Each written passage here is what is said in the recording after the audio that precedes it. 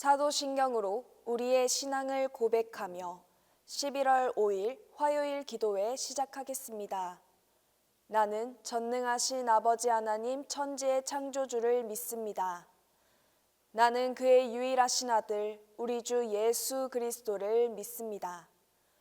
그는 성령으로 잉태되어 동정녀 마리아에게서 나시고 본디오 빌라도에게 고난을 받아 십자가에 못 박혀 죽으시고 장사된 지 사흘 만에 죽은 자 가운데서 다시 살아나셨으며 하늘에 오르시어 전능하신 아버지 하나님 우편에 앉아 계시다가 거기로부터 살아있는 자와 죽은 자를 심판하러 오십니다. 나는 성령을 믿으며 거룩한 공교회와 성도의 교제와 죄를 용서받는 것과 몸의 부활과 영생을 믿습니다.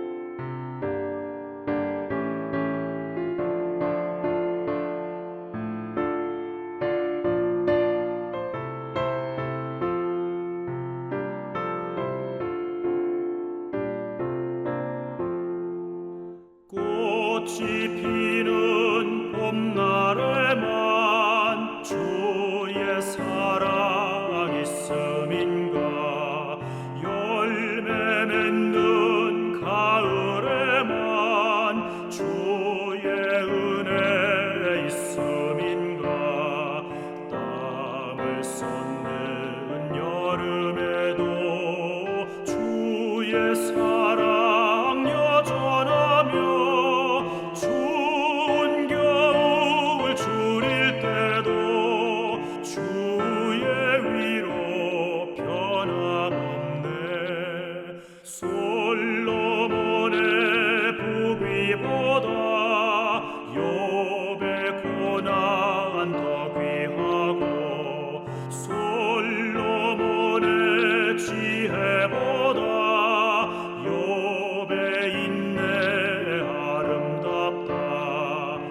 이 세상의 부귀 영화 마귀 유혹 손짓하나 고생 중에 인내하면 최후 승리 이루리라. 세상 권력 등에 업고 믿는 자를 핍박하는 어리석은 사람들아, 회개하고 돌아오라. 우상의 힘을 막으며 인간의 힘을 막아라. 하나님의 심판 날에 견디지를 못하리라. 저 천국을 바라보니 이 세상은 나그네 길, 죽음의 길 피하라며 나의 갈 길 막지 말라. 내게 맡긴 양을 위해 나의 결의 뼈마 위에 우리 주님 가신 길을 충성으로 따르리라. 아멘.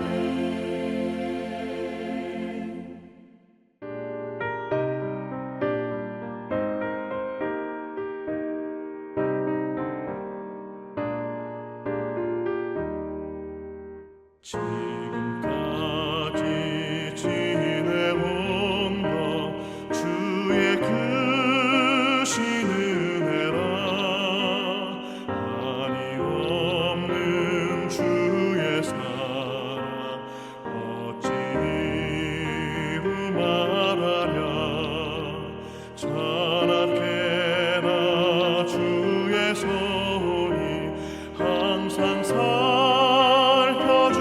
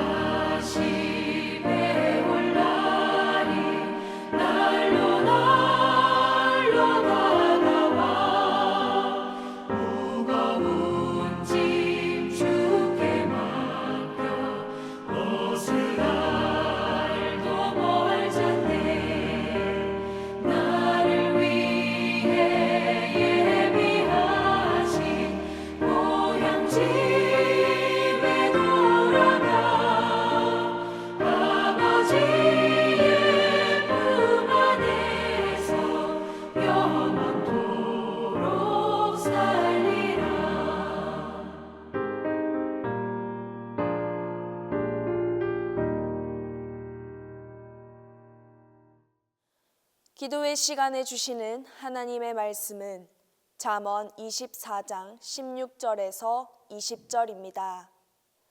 구약 성경 잠언 24장 16절에서 20절입니다. 대저 의인은 7번 넘어질지라도 다시 일어나려니와 악인은 재앙으로 말미암아 엎드러지느니라. 내 원수가 넘어질 때에 즐거워하지 말며 그가 엎드러질 때에 마음에 기뻐하지 말라. 여호와께서 이것을 보시고 기뻐하지 아니하사 그의 진노를 그에게서 옮기실까 두려우니라. 너는 행악자들로 말미암아 분을 품지 말며 악인의 형통함을 부러워하지 말라. 대저 행악자는 장래가 없겠고 악인의 등불은 꺼지리라. 사필귀정, 권성징악, 인과응보라는 사자성어는 우리가 너무나도 잘 아는 사자성어입니다. 그리고 실생활에 매우 자주 쓰입니다. 사필귀정, 결국 모든 일은 올바르게 돌아간다라는 뜻을 가지고 있습니다. 권성징악, 착한 일을 권하고 악한 일을 벌한다는 뜻입니다. 인과응보, 뿌린 대로 거둔다는 뜻입니다. 오늘 본문 말씀인 잠언 24장은 악인이 잘 되는, 이해할 수 없는 현상이 세상에 일어난다고 해도 지혜를 추구하는 삶의 길을 버리지 말고 끝까지 싸워 승리하라는 권고의 말씀이며, 지혜로운 의인의 궁극적인 승리가 세상에 있지 않고 하나님께 있음을 보여주는 말씀입니다. 그래서 오늘 말씀에 앞서 소개한 사자성어는 잠언 24장의 말씀과 많은 연관이 있다고 할 수 있습니다. 앞에서 설명드렸던 사자성어는 중국에서 유래했습니다. 옛날 중국에서 어떤 법정 사건이 부당하게 흘러가는 듯 보였지만 시간이 지나고 진실이 밝혀지면서 그 일이 결국 정의롭게 해결되었던 이야기에서 유래되었습니다. 또한 우리 사회에서도 정의는 반드시 승리한다라는 다짐과 우리의 믿음을 표현할 때도 이와 같은 사자성어들이 쓰인다고 할 수 있습니다. 그런데 문제는 우리의 사회가 그렇게 마음 먹는 대로 흘러가지 않는다는 것입니다. 하나님께서 이 세상을 지으시면서부터 이 세상은 악과 선이 싸우는 역사를 우리는 늘 살아왔습니다. 그리고 외부적인 요인뿐 아니라 우리의 내면에서도 늘 매일매일 선과 악의 마음은 공존해 왔고 종이 한 장 차이로 우리 마음가짐에 따라 행동은 나타납니다. 요즘 미디어나 또 우리 주위의 일상생활에서 이러한 부조리함과 악한 세력으로 인해 억울하고 힘든 상황들을 많이 보거나 만나게 되는데 그때 우리는 하나같이 다 힘들고 좌절하기 마련입니다. 그때 오늘 본문 말씀은 16절 말씀에서 이렇게 말씀합니다. 대저 의인은 7번 넘어질지라도 다시 일어나려니와 악인은 재앙으로 말미암아 엎드러지느니라. 여기서 말하는 7번은 말 그대로 7번이 아닙니다. 성경에서 말하는 7은 완전수입니다. 그러니 어떤 상황에서든 넘어질지라도 일어나라 라는 뜻입니다. 또한 일어나라 라는 명령으로 받아들일 수도 있으나 다른 의미로는 의인이라면 어떤 상황에서든 넘어질지라도 일어난다 라는 뜻입니다. 그러나 악인이라면 그 삶이 언제라도 재앙으로 넘어집니다. 그리고 넘어지고 나서는 다시 일어날 수 없을 것입니다. 이 말씀을 보고 우리는 마음의 위로를 얻습니다. 나를 그렇게도 괴롭히고 못 살게 구는 그 악인의 불행을 보면 우리는 마음이 속 시원해지는 것을 느끼게 됩니다. 그러나 우리는 다음의 말씀을 주목해야 합니다. 17절 말씀입니다. 내 원수가 넘어질 때에 즐거워하지 말며 그가 엎드러질 때에 마음에 기뻐하지 말라. 이 말씀에서 우리는 세상과의 차이를 경험하게 됩니다. 앞서 설명했던 사자성어들은 신앙인에게만 속하는 사자성어가 아닙니다. 그러나 이 상황에서 차이는 세상에 속한 사람들은 악인의 넘어짐을 보며 발 뻗고 잠을 자거나 깊은 기쁨을 느끼게 된다는 것입니다. 그러나 하나님을 믿는 그리스도인이라면 오늘 본문 말씀대로 그들의 넘어짐을 세상과 같이 기뻐하지 않습니다. 왜냐하면 그 다음 본문 말씀에 그 해답이 있기 때문입니다. 18절 말씀입니다. 여호와께서 이것을 보시고 기뻐하지 아니하사 그의 진노를 그에게서 옮기실까 두려우니라. 바로 그들의 넘어짐을 보고 기뻐하는 것은 하나님께서 기뻐하시는 행동이 아니기 때문입니다. 또한 그들의 불행을 보고 기뻐하는 자들은 하나님께서 그 진노를 기뻐하는 그 자에게 옮기실까 두렵다고 말씀하고 있습니다. 그럼 우리는 그저 당하거나 악인으로 인해 힘들어하거나 그 사람들이 나를 괴롭히더라도 가만히 있어야 하는 것일까요? 다음 말씀입니다. 너는 행악자들로 말미암아 분을 품지 말며 악인의 형통함을 부러워하지 말라. 이 말씀처럼 우리는 더 이상 그들과 직접적으로 싸울 필요가 없습니다. 우리의 억울함과 힘든 것은 모두 우리를 지으신 하나님께서 갚아주실 것이며 그 결과는 악인들에게는 처참한 결과로 돌아갈 것입니다.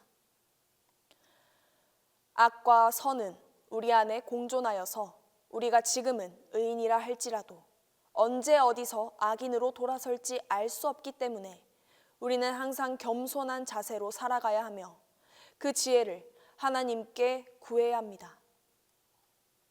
사람은 예수 그리스도를 제외하고 아무도 완벽한 사람이 없습니다. 그러니 언제 어디서든 넘어질 수 있다는 사실을 기억해야 합니다. 세상을 살아가다 보면 부정을 저지르고 잠시 반짝하는 사람의 인생이 솔깃하고 우리의 주목을 끌 때가 있습니다. 그 유혹에 넘어지는 사람은 아주 잠시 큰 쾌락에 젖어 이 인생이라도 참 괜찮은데 하며 자신을 합리화하고 살아갑니다. 그러나 우리는 이때까지 그렇게 살아가는 사람들의 결과를 톡톡히 지켜보았습니다. 절대 넘어지지 않을 것 같던 철옹성 같은 그 기업, 그리고 그 사람, 그리고 그 모든 것들이 죄로 말미암아 넘어진다는 것을 말입니다. 빛날 때는 그 누구도 지나칠 수 없도록 아주 반짝이게 빛나겠지만 그 빛이 꺼질 때는 아무도 주목받지 못하는 아주 동굴, 저 밑바닥으로 떨어진다는 것을 말입니다. 하나님께서는 한 번의 죄로 악인이라고 정죄하거나 죄인이라고 취급하지 않습니다. 그리고 그렇게 죄를 지었더라도 악인에서 의인으로 변화할 수 있는 기회는 언제든지 있습니다. 그것은 하나님께 돌아가려고 애쓰는 자들이며 하나님께 그 지혜를 구하는 자들일 것입니다. 그러나 악인이 되는 길 또한 너무나도 많습니다. 삶을 살아가면서 자신의 인생이 주인이 되며 하나님께서 뻔히 보시는 그 삶의 자리에서 자신의 욕심이나 하나님을 무시하는 행동을 하고도 돌이키지 않는 자들이 결국 하나님께서는 악인이라 칭하시고 그 심판을 반드시 받게 될 것입니다. 그런 자들이 오늘 본문 말씀 마지막에서 말하는 장래가 없고 그 등불이 꺼지는 삶이 될 것입니다. 결국 의인과 악인의 삶은 바로 드러나지 않지만 반드시 나타날 것이며 그 결과는 아주 확연히 다를 것입니다. 하나님께 선택받은 백성들은 하나님의 자녀로서 영화를 누리게 되며 살아갈 것이고 하나님의 의인을 하나님께서 악인들의 행위를 대신 막아주시며 결국 승리하게 될 것입니다. 하나님의 백성으로서 하나님의 지혜의 말씀에 귀를 기울이며 열심히 주를 섬기는 모든 성도들에게 하나님의 영원한 축복이, 영원한 승리가 우리와 함께하게 될 것입니다. 우리 이 시간 기도하겠습니다. 첫 번째로는 세상을 따르지 말고 의인의 삶을 살게 해달라고 기도하겠습니다. 두 번째로는 악인의 불행을 기뻐하지 않도록 기도하겠습니다. 세 번째로는 담임 목사님을 비롯해 아픈 환우들과 동신교회를 위해서 우리 다 함께 기도하겠습니다. 하나님 아버지, 세상은 열심히 사는 자들을 미련하다 하고 부정을 저지르며 조금은 악하더라도 자신의 이익을 위해 사는 것이 현명하다고 말합니다. 그러나 하나님께서 원하시는 의인의 삶은 그렇지 않습니다. 손해보더라도 결국 그 모든 것을 하나님께서 갚아주시고 승리해 주실 것을 믿고 흔들리지 않는 믿음으로 살아가게 해주소서. 담임 목사님을 위해 계속해서 기도합니다. 회복을 주시고 더 많은 축복으로 함께 해주시고 이 시간 동신의 아픈 환우들에게도 동일한 축복을, 치유를 허락해 주시옵소서. 동신교회를 축복하시고 위기가 기회가 되며 주님께 더 크게 쓰임받는 교회 되게 하여 주소서. 이제는 주님께서 가르쳐 주신 기도로 기도에 마치도록 하겠습니다. 하늘에 계신 우리 아버지, 아버지의 이름을 거룩하게 하시며 아버지의 나라가 오게 하시며 아버지의 뜻이 하늘에서와 같이 땅에서도 이루어지게 하소서. 오늘 우리에게 일용할 양식을 주시고 우리가 우리에게 잘못한 사람을 용서하여 준 것 같이 우리 죄를 용서하여 주시고 우리를 시험에 빠지지 않게 하시고 악에서 구하소서. 나라와 권능과 영광이 영원히 아버지의 것입니다.